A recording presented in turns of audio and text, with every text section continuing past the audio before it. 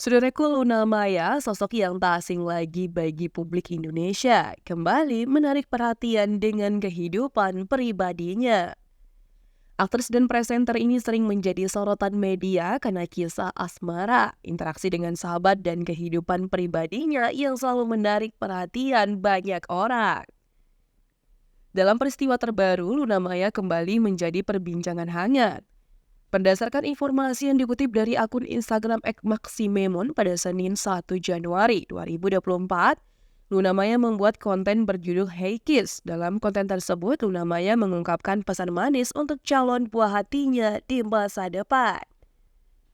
Momen tersebut menjadi momen yang mengharukan, di mana Luna Maya dengan tulus menyatakan kasih sayangnya kepada calon anaknya yang belum lahir. Ungkapan cinta dan harapannya untuk masa depan memberikan sentuhan emosional kepada pengikutnya di media sosial. Tak hanya itu, Luna Maya juga berbagi pengalaman sulit yang dialaminya selama tahun 2023. Ia mengungkapkan bahwa tahun tersebut menjadi perjalanan berat bagi dirinya. Ungkapan kejujurannya tentang tantangan yang dihadapinya selama setahun terakhir menciptakan empati dari netizen yang memberikan doa-doa dan dukungan. Respon positif dari netizen tidak hanya terbatas pada keberanian Luna Maya untuk berbagi pengalaman pribadinya, tetapi juga karena ketulusan dalam menyampaikan pesan kepada calon anaknya. Pesan tersebut menjadi sorotan positif di dunia maya dan memberikan dampak positif terhadap citra Luna Maya. Dengan menggali aspek-aspek emosional dan pribadi ini, Luna Maya berhasil menciptakan konten yang penuh makna dan mendalam.